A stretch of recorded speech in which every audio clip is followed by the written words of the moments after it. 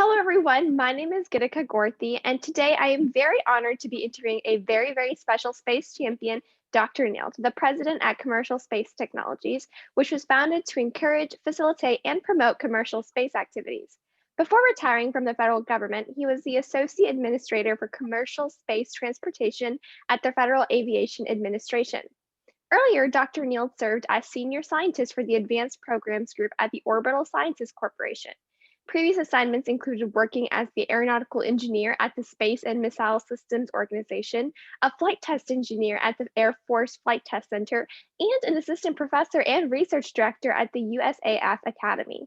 He was a manager of the Flight Integration Office for the Space Shuttle Program at the NASA Johnson Space Center, and later worked on both the Shuttle/Mir Program and the International Space Station Program.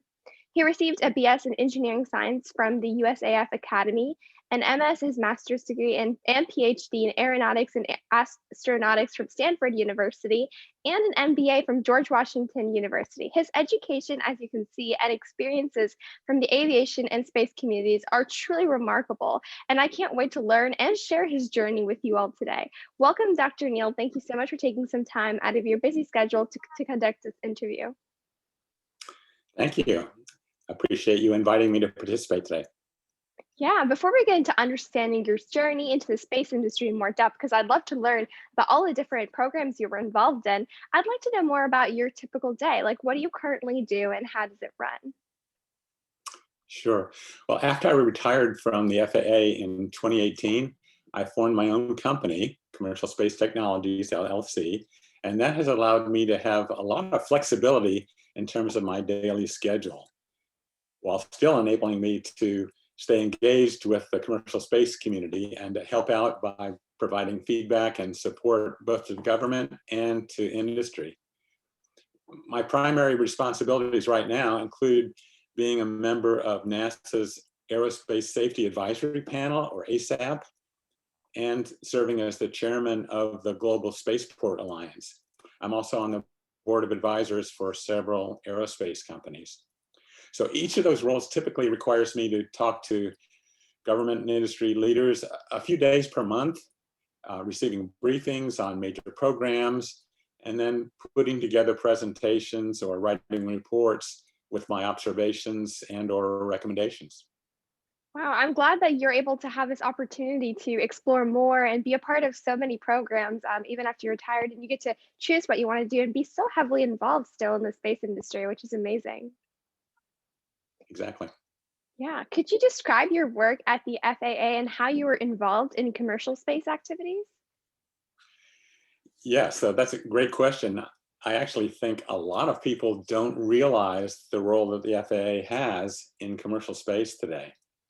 But if you look at the US space program at the very top level, there's really three different sectors.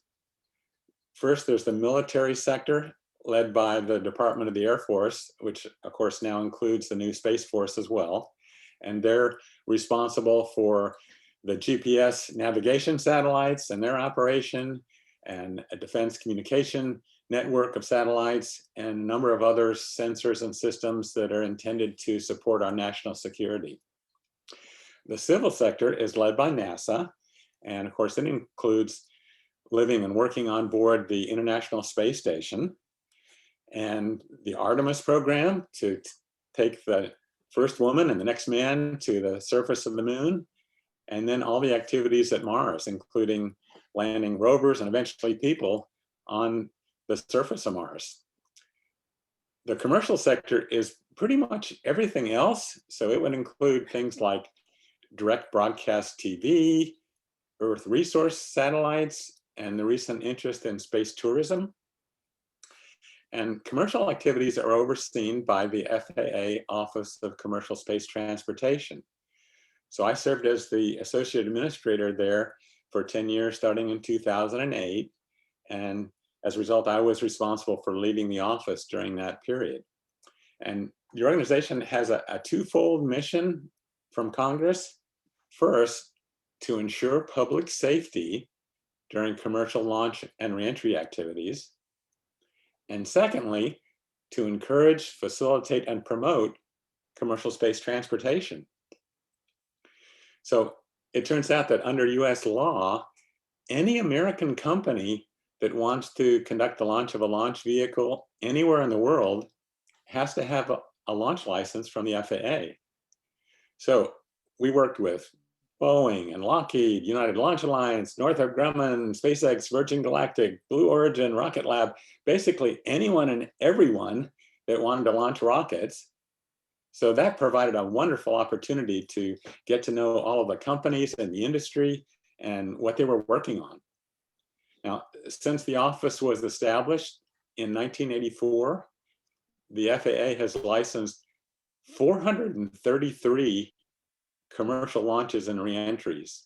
And all of those have been accomplished without any fatalities, serious injuries, or significant property damage to the general public, which is what the office is charged to protect.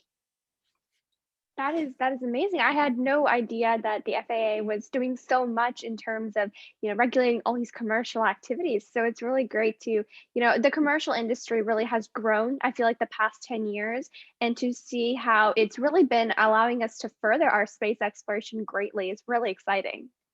It is. Yeah, so I'm sure the FAA has grown larger over the past, 10 years and has become more prominent in many areas of the space industry. So it's interesting. The FAA has a total of about 45,000 people. Almost all of those work on airplanes and airports. There's about 100 people that are in that office of commercial space right now. And so it's a relatively small group for the Yeah. responsibilities that it has. Wow. Yeah, that is a very small group. I was expecting a lot more. Yeah. So I'm, working throughout all these programs and being a part of, involved in so many different amazing organizations. I'm sure you probably have had some interesting and exciting projects or maybe research that you even conducted, whether it be even in school. So what is the most exciting project or research that you've worked on? So I've had a chance to work on a number of exciting Yeah. programs and projects, but I think probably the most exciting one was the work that we did while I was at the FAA in response to the Ansari X Prize. I don't know if you've heard of that, but the X Prize was a $10 million prize for the first non-government team that could design, build, and then demonstrate a system capable of taking 3 people to an altitude of 100 kilometers, so 62 miles above the Earth, safely returning to the Earth, and then doing a repeat mission with the same vehicle within 2 weeks, just to prove that it wasn't a one-shot deal. And the prize was announced back in 1996. And as soon as it was announced, it got a lot of interest and attention. There were actually 26 different teams from 7 different countries that registered for the competition. But in the end, it was a team from a company called Scaled Composites, led by Burt Rutan, that came up with a very strange looking system consisting of a carrier airplane called the White Knight and a rocket powered spaceship called Spaceship One. And in September of 2004, they took off from the runway at Mojave Air and Spaceport, climbed up to about 40,000 feet or so, released the spaceship, they lit the rocket engine, and then it zoomed up to the edge of space and then fell back into the atmosphere and landed like a glider on the runway there at Mojave. And they did that same thing again less than 2 weeks later. So they won the $10 million prize. And after the competition, Spaceship One was hung in the Milestones of Flight gallery at the National Air and Space Museum in Washington, D.C., in a very special place, right between the Spirit of St. Louis, which was the airplane that Charles Lindbergh flew when he first crossed the Atlantic in 1927, and the X-1, which was the airplane that Chuck Yeager flew when he first broke the sound barrier in 1947. That's So amazing. why was it such a big deal? How come it got that special place in the museum? I Yeah. mean, after all, NASA had been sending astronauts into space for more than 40 years at that point. Yeah. Yeah. And the answer is because that accomplishment clearly demonstrated that it no longer takes a government with thousands of people and billions of dollars to build a spaceship. And so a lot of people really recognize, hey, there's an opportunity here. They can do this. Maybe other companies can do it too. And so we've seen this tremendous growth in the commercial space community, especially over the last 10 years. I think that was really sparked by that X Prize competition. And so again, I was at the FAA, and so we were responsible for giving them that launch license to enable them to do that thing, even though they weren't NASA. And it was really very exciting and interesting to work with them as part of that process.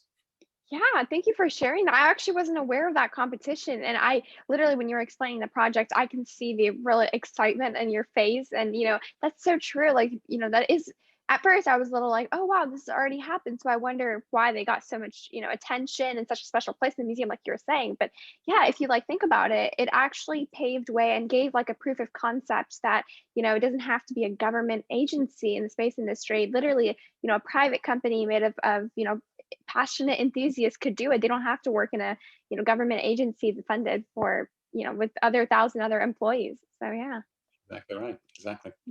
yeah. And you were also at a point of time a manager of the flight integration office for the Space Shuttle Program at the NASA Johnson Space Center. And so I'm sure you've had many cool experiences and some cool things or facts you've probably learned. So what is like your best experience there? So that was a different kind of a job, but really a lot of fun too. I had that particular job for 7 years, starting in 1987. And that was a period that included 40 space shuttle missions from STS-26, which was the first launch that was the return to flight after the Challenger accident. And then it extended to STS-68, which was the second launch of the Space Radar Lab. And my responsibility was to lead a group of flight integration managers who would document and then gain approval for all of the top level requirements for each flight. So launch date, when are we going to fly? Which orbiter are we going to use? How many astronauts should be on that mission? What's the mission duration? How many days is it going to stay up there? And what's the orbit altitude and inclination? Which satellites would go in the payload bay and where? And which experiments would be stowed in the crew compartment? All those kinds of things. And then starting about 2 years prior to launch, we would work with a wide range of organizations, both at the Johnson Space Center in Texas and at the Kennedy Space Center in Florida, including the astronaut office, the training office, the engineering office, the crew schedulers, the stowage experts, the launch processing team, and others, to make sure that all the preparations were on track for the mission. Now, all the people that were assigned to work on shuttle missions were very smart and worked incredibly hard and were highly motivated. So that made the job very challenging, but also exciting and extremely satisfying to be part of that team that was working on those flights. Yeah, and I'm sure many people, I mean, I'm very curious myself, did you feel like nervous anytime during the project when you were actually responsible for all these very vital, missions? And, I feel like, did you have like some pressure, like added pressure to you, or did you feel nervous when you were doing such an important job? It was a lot of pressure, I guess, to make sure you got it right. And of course, there are a lot of people who were working together and double checking every little piece to make sure that it was as safe as possible and it would accomplish all the requirements. But it's space is hard, as everybody says. And so, yes, it was sometimes something that you really wondered about. Did I get it right? I better go back and double check or ask for help from somebody else to make sure that it's all covered. Yeah, I'm sure, especially when it's like, billion-dollar equipment. And, if one small little piece goes wrong, I mean, every scientist at NASA probably faces this. When you're working on every single part, there's not a moment where you can, you know, slack off or not be focused, because, even a slight mistake, if somehow it passes by, it could lead to a huge, you know, accident. Like I feel like a lot of like the Challenger accident someone's telling me is like because of the weather. And So it's like small factors that can really influence a lot of accidents. And it's really, when we're dealing with such big projects, it's really important to be cautious. Absolutely. So did you always imagine yourself in the position you are in today, like that you have your own company or you're the president of a company as well as, after you retired? So you've accomplished so much, whether it be in your actual career, after you're retired. Did you imagine yourself like this when you were younger? So I'd have to say no, not exactly. I've always liked airplanes and space. And growing up, I was pretty sure that I wanted to be an engineer when I finished school. But I don't think I really knew what that meant in terms of which particular organization I would end up working for. I guess I assumed I might spend my whole career at NASA or in the Air Force. I certainly didn't expect to start out working as an Air Force officer and then having a chance to be a NASA manager and later working in the industry for a while and then finally becoming a senior executive at the FAA before finishing up my career by forming my own company. So I never would have predicted that would be the path that I'd take, but it's been a lot of fun. I really enjoyed it. Yeah. Were there some twists and turns in your journey that kind of led you to the different positions you've had? So let me answer that by saying yes. If you look at the different organizations, um, way back when, I think it was common for someone to work for a company for 20, 30, 40 years, and you got a gold watch at the end and good job and so forth. And that has been changing over time. So again, having worked for the Air Force, for NASA, for a company, for the FAA, and so forth, uh, the average time in each position was certainly less than that. And then that trend seems to be continuing even now. And so sometimes opportunities come up and you'll say, oh, wow, I'm loving what I'm doing right now, but there's this other opportunity over here. I think I'll see if Yeah. they might be interested in having my help and so forth. And other times just budgets change or programs change. And so you have to make some decisions about which way you want to go. Yeah, definitely. And everything works out at the end is because, we've seen that you've been through a lot of different companies. You've worked on very cool projects and everything's, you're doing what you love, which is awesome. And I'm curious, how early were your passions for space identified? Was there like a certain, person you looked up to? Was there a movie? I know everyone has their own identification of their space passion. So what was your story? So my story is I had my first airplane ride really early. My father had just gotten his pilot's license and he took my mother and me up when I was just a few weeks old. I sat on my mother's lap Oh, and the story is that I cried uncontrollably when the control stick hit me in the head by accident, but I can't confirm that. I just don't remember it. But we lived in Northern Virginia, and when I was a little bit older, my father used to fly the family up to Wisconsin every summer in a small plane that he rented to visit my grandparents.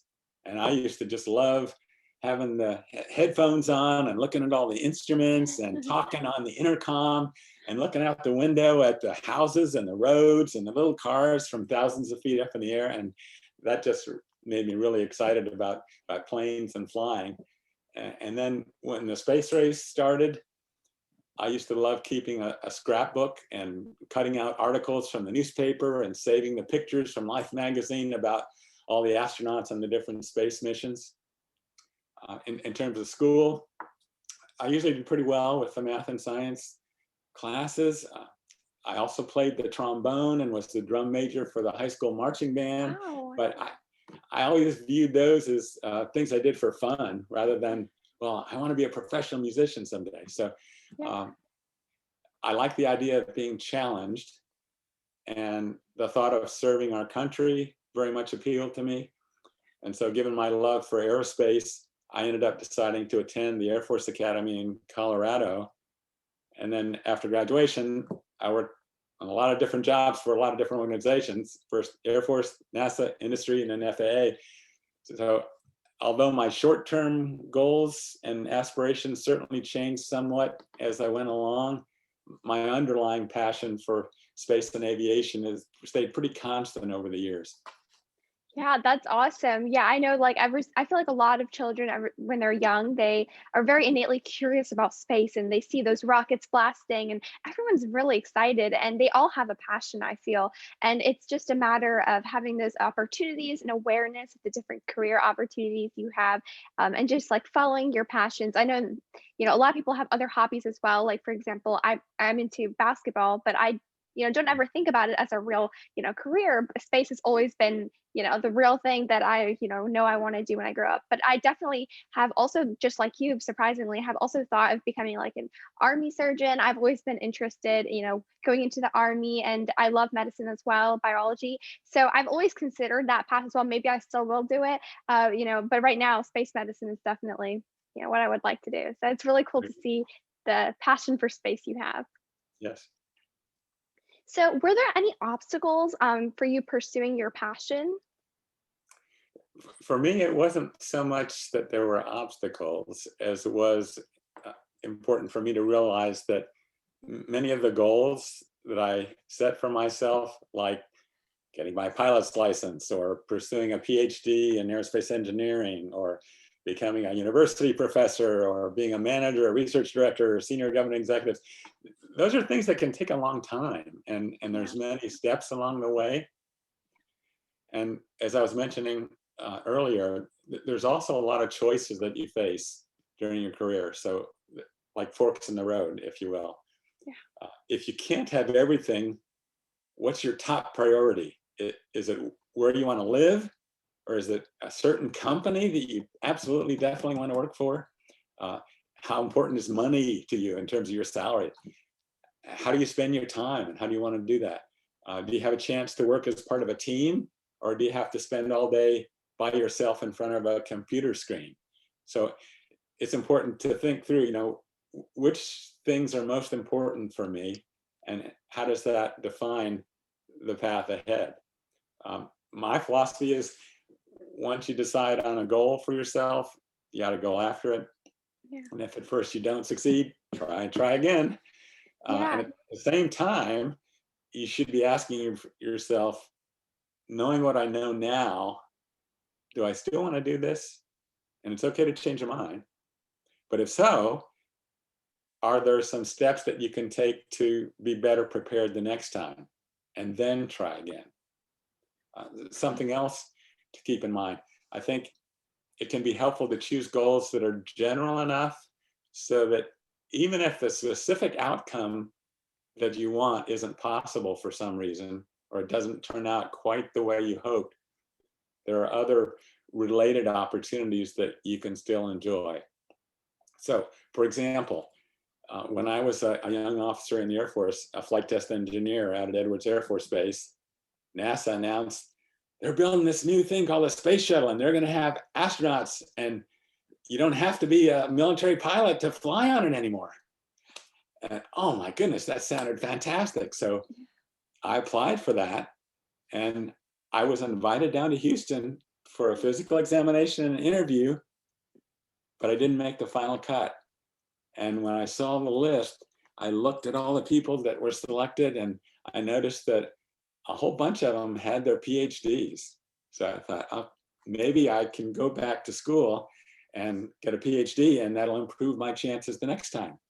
Yeah. So now again, I had always wanted to someday get my PhD, and I love astronautical engineering. So that wasn't like, oh, I hate to do this, but Yeah. that was my rationale for doing it, at least at that point. And so I got my degree, and then NASA wanted to select some more. So I applied again. And again, I was invited down to Houston for a physical and an interview. And once again, I didn't make the final cut. But, as I look back on that, even though I would certainly love to have a chance to go into space, the chance I had to work for NASA as a manager on the shuttle program and then later in other jobs along the way, it was really satisfying. I probably had a chance to make a bigger impact on the space programs as a whole than if I had been selected as an astronaut many years ago. And so, like you said, it all worked out. I'm happy. I don't regret things I did, but sometimes you have to try multiple times, and that doesn't guarantee you're going to succeed in that particular thing, but make sure you're having fun along the way. Yeah, definitely. And I think what you were saying also reminds us that because you're doing something, you didn't take, you tried once, it didn't work out, but you thought of how you could improve and grow instead of just, escape from the situation and go do something else. I think that is something that we all need to remember to do, is not to just run away from a failure, but learn to grow and to actually see how you can improve yourself, whether it be to go back to get more education or do some self-studying, or, just trying to create more healthier habits, whatever it may be. I think it's always important to take a failure as a learning experience and to grow from it. And I think your experiences have really shown that. Thanks. I think that's good advice. Yeah. And I'm really curious, what was key to becoming knowledgeable about the industry you decided to pursue? Was there some sort of internship, volunteer role, or maybe even a mentor that really helped guide you into the space industry? So I think, first of all, it's important to look at where the action is. And so Yeah. in my case, which government departments or agencies were involved. And for me, that was NASA and the Air Force. In those days, the FAA wasn't even involved in space at all. And which private companies are supporting them. So it used to be companies like Rockwell International and General Dynamics, Martin Marietta, McDonnell Douglas. Today on the list would be SpaceX, United Launch Alliance, Blue Origin, Virgin Galactic, and many others. Next step would be see if you can identify the knowledge, skills, and abilities that are required for the job that you're going after. Does it require a college degree? And if so, in what field? And which schools offer that kind of program, and so forth. And then finally, I think it's important to seek out opportunities to learn and grow. And that includes getting to know some people who are working in the industry and asking them lots of questions, like you're doing through your Space Champion program. What is the work like?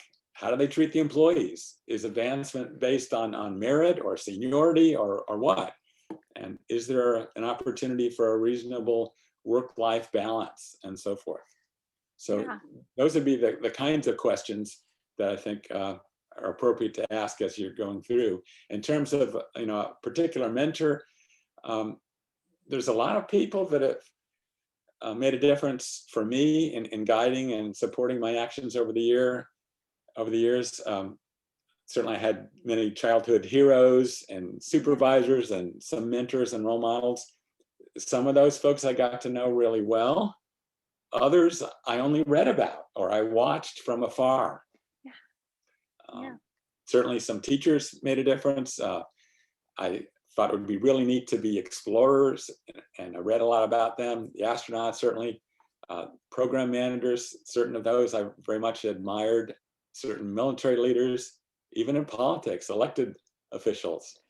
Yeah. I think the point is you can learn a lot from other people, even without having them formally assigned to you as a mentor or being your boss. And I think it would be helpful for everyone to take advantage of those learning opportunities wherever you find them. Yeah, I think that's a really great point. I think, whether it be reading a book or, just looking at the news, turning on the TV, because now we all have really accessible to, our computers or laptops or phones, just being able to explore and learn about different people's journeys and seeing what worked for them and what didn't work. And, what should I try if I want to go into an industry like them is something really important because they've already been through it. So it's a really good point. And so how do you keep your skills? You're, like I mentioned before, very actively involved in various parts of the space industry, and you're a really busy person. So how do you keep your skills current, and anticipate the changes in the industry? Because I feel like every time I go on Twitter or, read something, there's like constant change. Every day there's new news and new emissions. So how do you keep up with everything? So I try to read a lot, books, newspapers, magazines, websites, social media. I also try to maintain a network of colleagues, people I've gotten to know over the years in government and industry and academia, and talk to them regularly about what's going on. And I think one of the best ways to keep up to date and anticipate future changes is to participate in a professional society. So there's plenty of them. Almost every field has one. For aerospace, certainly the oldest and largest is AIAA, the American Institute of Aeronautics and Astronautics. And even though the first word is American, it's international. There's like 30,000 members from all over the world. Yes, I recently became a member. Including student members. There's student branches and almost 8,000 students that are part of that. Many of those are focused around colleges and universities, but they recently announced and are advertising high school membership in AIAA, and is free. And you get access to information and opportunities to have mentor matching with people that can provide help and advice and feedback, competitions and activities and scholarships, things to promote STEM and STEAM and so forth. So that is great for people that are interested in aerospace. There's similar professional societies for other fields, but I think that's a really good way, especially these days with the way careers are going, because you change jobs, different people, right? Yeah. Even though aerospace is a relatively small community, if you can maintain your membership and your participation in a group like AIAA, then you always have that network of contacts and relationships, no matter what company you're working for, no matter what government agency you're working for, and that can provide you with somebody to call up. I got this question and I'm not sure what I should do, or how should I approach this? Do you have any advice? Can you be on the lookout for me? I'm looking for a particular opportunity, that type of thing. And I think it's an excellent way to stay plugged in as well as keep up to date, as you were mentioning.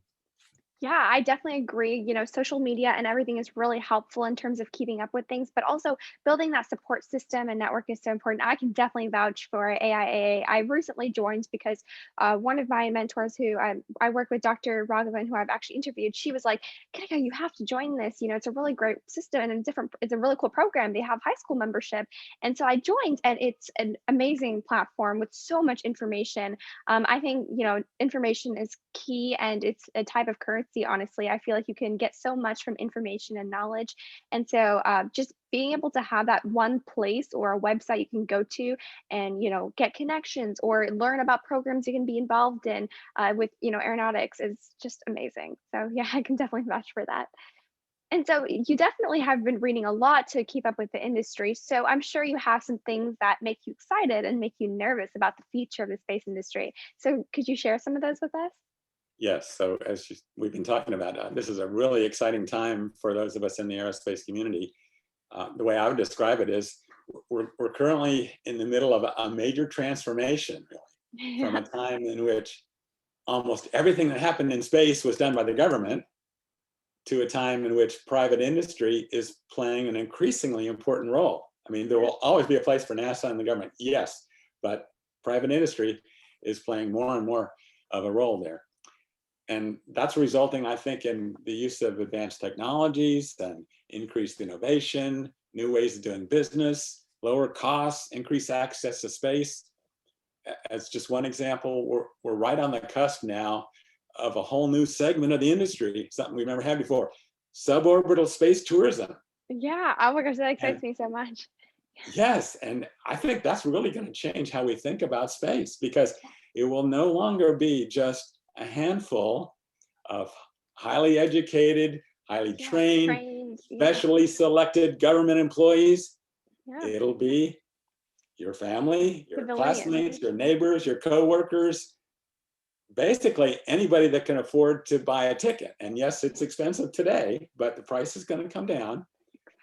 And that's going to provide an opportunity for you to experience space. After launch, you'll be able to look out the window and see black sky and the curvature of the earth and experience that magic of weightlessness. And it's just going to be amazing. Amazing. I know that definitely excites me. The concept, before going on an airplane, traveling from country to country within like 1 or 2 hours was a big deal. And it was like tickets were expensive, only like the really rich could do it. And now it's becoming a little bit more accessible and more people are able to do it. And it's just the same thing. I hope in the future, space tourism could be very common, because everyone deserves to experience it. And I think, there's the technological innovations we'll get from that, the, medical advancements we're going to get it from it. There's been a lot of medical research that's happening in the ISS, and it's really crazy to see how that research really helps humans here on Earth. And everything overall, the space travel and space technology excites me, and space tourism is a very good conduit for that. So Yes. So and that's so the exciting part. You also asked about, the nervous. concerns. Yeah. And yes, I have a concern, and it's about accidents, but Yeah. my concern may be different than some people. I'm not concerned that there will be accidents. Yes, there will be accidents. I know that. Every mode of transportation has accidents. Yeah. So just some stats here. In 2019, there were 452 aviation fatalities. Oh, Okay, wow. many, not airliners necessarily, but small planes and so forth. Yeah. 697 boating accidents with fatalities, 899 railroad fatalities, 36,000 highway fatalities every year. Crazy. So we're going to have more accidents in space. My concern is that I think we as a society need to change how we think about risk and our response to mishaps. So although we absolutely still want to do everything we can to make these space systems as safe as we possibly can, when accidents happen, and they will, we need to learn from them, make the necessary changes to improve the systems and the way they are operated, and then get back to launching. That's what we've done in aviation. And today, aviation is the safest way to travel by far. And I think we need to bring that same approach and the same attitude to space transportation. Yeah, that's a really good point, and I'm really, shocked by those statistics. They're, I can believe them because if see when you go on the road, you're bound to see an accident at least like once a week, if not, like once a month or something. At least you'll see an accident. So those numbers are shocking to hear together, but definitely accepting that it's going to happen, but attacking it to reduce those numbers, but also, moving forward with it is, really important, like you were saying. Yes. Yeah, and to tie the interview together, now that we've learned about your journey and what excites you about the space industry, I'd like to ask you for your last question is, what advice do you have for young people regarding their pursuit of a passion in the STEM field or the space industry in specific? Something that you wish you knew when you were, a high school student or a college student? So because technology is changing so fast right now, it turns out to be very helpful if you can think of yourself as someone who is a lifelong learner. It's not, well, I go to school to learn and then I'm done with it.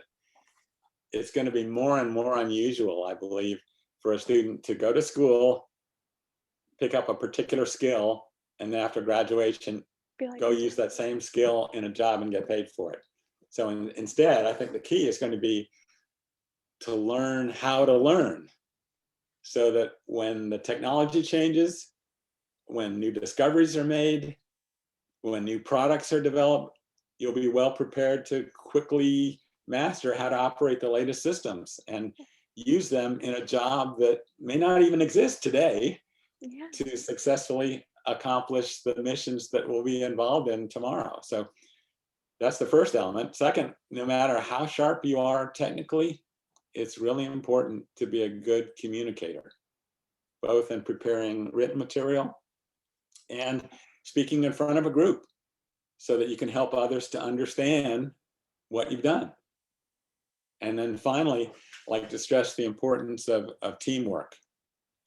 Aerospace systems especially tend to be very large and complex. And as we discussed earlier, it takes a lot of people working together to successfully complete a mission, like launching astronauts to the space station or landing a rover on Mars. So establishing a goal to be a better team member, both when you're serving as a team lead and when you're one of the followers, will be well worth the effort.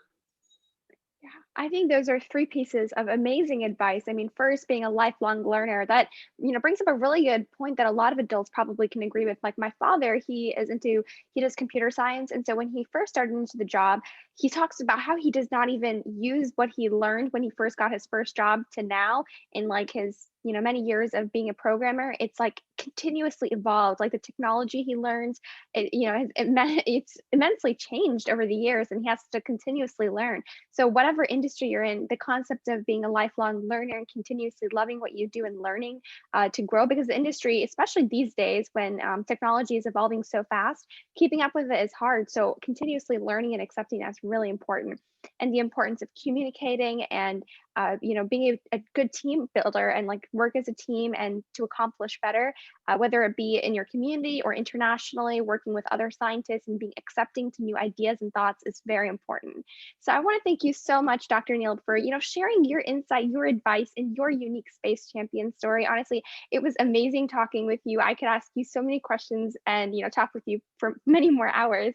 So I want to thank you so much for taking some time to do this interview. I really enjoyed our conversation today. Thank you. I salute you for putting on this program. It's excellent. Thank you so much.